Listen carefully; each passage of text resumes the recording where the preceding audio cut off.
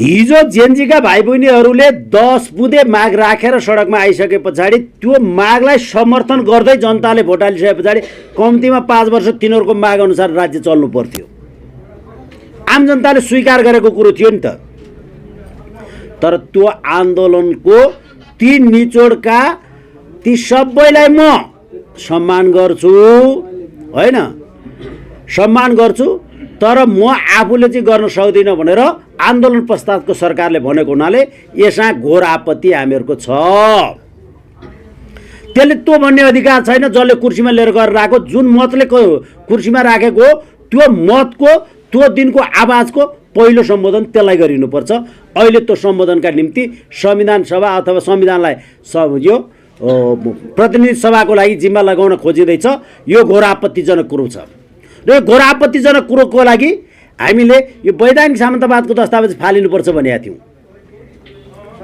त्यो दिनका आन्दोलनकारीहरूले प्रत्यक्ष निर्वाचित कार्यकारी प्रमुख चाहियो भनेर भनेको थियो।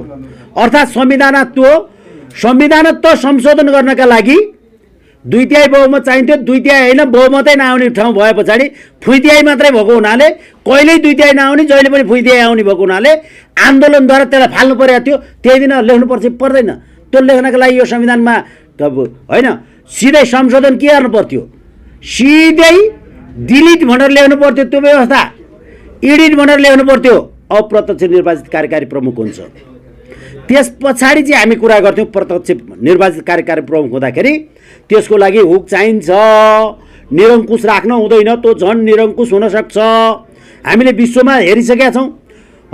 अमेरिकामा भएको राष्ट्रपतीय प्रणाली र प्रत्यक्ष निर्वाचित राष्ट्रपति हुँदाखेरि त्यसले कहिलेकाहीँ भोग्नु परेका दुःखहरू त्यो पनि हामीलाई थाहा छ।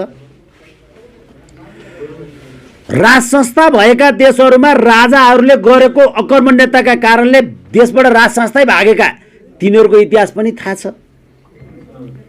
राजा भएर जनताको लागि लोक कल्याण गरिसके पछाडि आम जनताले राजालाई फाल्नै नदिएका देशहरू पनि विकसित बनाएर राखेर बसेको हामीले देखिया छ